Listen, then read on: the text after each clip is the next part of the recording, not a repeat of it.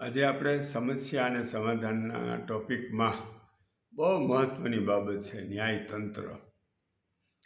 ભારતનું ન્યાયતંત્ર અને એનું બંધારણને જે બન્યું હોય તે, પણ હું ઘણા વર્ષોથી જોઉં છું કે લોકો કોર્ટના ધક્કા ખાધા જ કરે, મુદતો આપ્યા જ કરે, અને એક પેઢી જાય, બીજી પેઢી આવી જાય.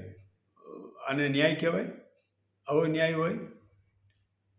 ખરેખર તો સરકારે આ બાબતમાં બિલકુલ ધ્યાન જ નથી આપ્યું, અને હવે ધ્યાન આપે ને તો એક સમાજ ઉપર બહુ મોટો ઉપકાર કર્યો ગણ્યા છે. કોઈ પણ કેસ દાખલ થાય તો પ્રાઇમા ફેસી કેસ છે કે નહીં એ જોયા વગર સીધો એન્ટર કરી દે. કોઈ માણસ દાવો કરે કે આ રાજકોટ કે મોરબી કે ધાંગધ્રા મારા બાપનું હતું, અને એ દાવો દાખલ કરીને પછી એની ઉપર કાર્યવાહી શરૂ કરવાની. કોઈ પ્રાઇમા ફેસી કેસ ન હોય ને તોય એન્ટર થઈ જાય, તો પ્રાઇમા ફેસી કેસ જોઈ પછી એને એન્ટ્રી આપવી જોઈએ, જેથી કરી બિનજરૂરી આ કેસનો જે ભરાવો થાય છે એ ન થાય. બીજું, કેસ દાખલ થયા પછી મુદત આપવાનું શરૂ કરે કોર્ટમાં, તો મુદત વધારે બહુ તો 5 મુદત આપો, બહુ થઈ ગઈ. એ બંનેના વકીલ છે ને એને એવો ઇન્ટરેસ્ટ હોય કે કેસ ખેંચ્યા કરે, જે હારી જાય એવું હોય ને એ એડવોકેટ મુદતો માગ્યા કરે અને કોર્ટ મુદત આપ્યા કરે. ખરેખર ના પાડી દેવી જોઈએ, એવી રીતે નહીં. અને સરકાર લેવલે જ આ આખું નીતિ વિષયક બાબત નક્કી કરીને આ કરવાની જરૂર છે. અને ઘણી વખત મેં એવા બોર્ડ જોયા છે કોર્ટોની અંદર. એકવાર રાજકોટ ગયેલો, હું બોર્ડ જોતો હતો, વાંચતો હતો. 150 કેસનું બોર્ડ હતું, 150. હવે કોઈ દી 150 કેસ હાલે? 10 કેસે ન ચાલી શકે. એટલે ટૂંકમાં મુદત આપીને ધક્કા ખવડાવવાના, બસ. આનો કોઈ અર્થ ખરો? અને નિશાળની જેમ હાજરી પૂરવાની હોય એમ હાજરી પૂરાય, નામ પોકાર થાય, એ આવે, હાજરી પૂરાય, મુદતની તારીખ નાખે. ત્યાં જેનો ટાઈમ 150 કેસનું બોર્ડ હોય એટલે તો શું થાય? એટલે ખરેખર જેટલા કેસ ચાલી શકે એવા છે એવડું જ બોર્ડ બનાવવું જોઈએ.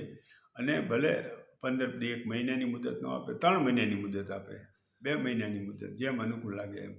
પણ કેસનો નિકાલ કરવા માટે આ સિસ્ટમ બિલકુલ યોગ્ય નથી. એટલે ન્યાયના બદલે અન્યાય થતો હોય ને એવું લાગે. એટલે નીચેથી માંડી નીચલી કોર્ટ, પછી ઉપલી કોર્ટ, ડિસ્ટ્રિક્ટ કોર્ટ, પછી એની ઉપર હાઈકોર્ટ, સિંગલ જજ, પછી ડિવિઝન બેન્ચ, પછી સુપ્રીમ કોર્ટ, પછી ન્યાય ડિવિઝન બેન્ચ, કેટલું ચાલે. હવે નીચલી કોર્ટે, ડિસ્ટ્રિક્ટ કોર્ટે કે હાઈકોર્ટે જે ચુકાદો આપ્યો હોય એની ઉપલી કોર્ટ ના પાડી દે. અરે ભાઈ, તો હાઈકોર્ટમાં જે નીચેના જજ છે એને શું કંઈ બુદ્ધિ નથી? એણે જે ચુકાદો આપ્યો છે એ જોયા સમજ્યા વગર ચુકાદો આપ્યો છે, સાંભળ્યા વગર ચુકાદો આપ્યો છે. તે ઉપર પછી એમ કે એ રદ કરવામાં આવે છે કે એની ઉપર સ્ટે આપવામાં આવે છે. અરે રોડ રસ્તાના કામ હોય તો એની અંદર ખરેખર રાજ્યના કે રાષ્ટ્રના વિકાસની વાત હોય, એમાં વળી સ્ટે આપી દે ગમે તે માણસ અંદર હાલ્યો જાય એટલે કોર્ટમાં, અને એના કારણે આખું વિકાસનું કામ અટકી પડે, રસ્તાનું કામ. આવી બધી બાબત. અને રસ્તામાં મંદિર હોય, મસ્જિદ હોય, ગમે એ હોય, એક સરકારે નિર્ણય કરીને એ તોડી જ નાખવા જોઈએ, એ ચલાવવું જ ન જોઈએ. રોડમાં નડતર થાય એવું એ લોકોના બાપની જગ્યા છે તે એ લોકોએ મંદિર કે મસ્જિદ કે જે કાંઈ બનાવી નાખ્યું હોય એને તોડીને હટાવી દેવું જોઈએ પોલીસ પાર્ટી રાખીને. એટલે વિકાસનું કામ ક્યાંય અટકે નહીં. અને મંદિરો તો લાખો કરોડો થાય છે, બીજી ખાલી જગ્યા પડી જ્યાં ભલે જેને ધાર્મિક લાગણીવાળા હોય બનાવે, કાંઈ વાંધો નથી.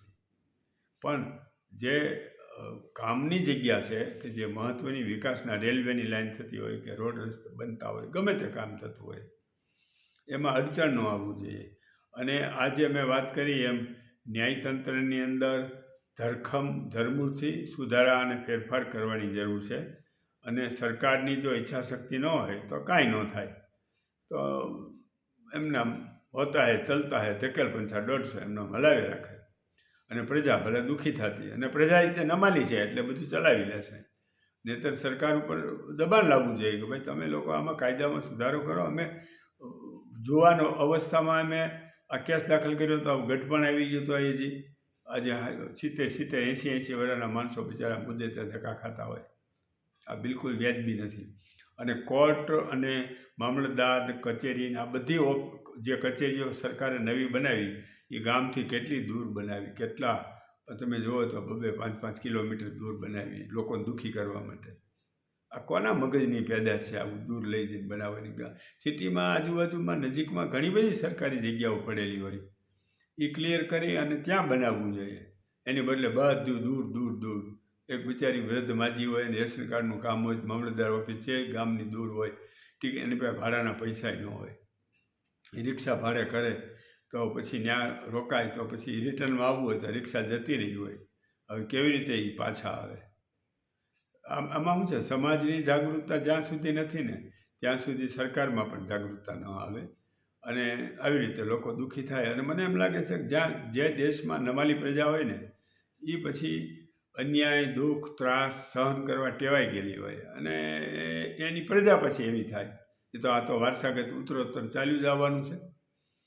એટલે ખરેખર આ ન્યાયતંત્રની અંદર ધરમૂળથી ફેરફાર કરવાની જરૂર છે. ઘણા મેં ન્યાયાધીશ જોયા છે, બહુ સરસ, નિષ્ઠાવાન અને એકદમ સારી વ્યક્તિ, આપણને લાગે કે આ એકદમ રોયલ માણસ છે. એના કાર્યની પૂરી નિષ્ઠા, પૂરો સમય આપે, પણ બહુ એવા ઓછા હોય છે.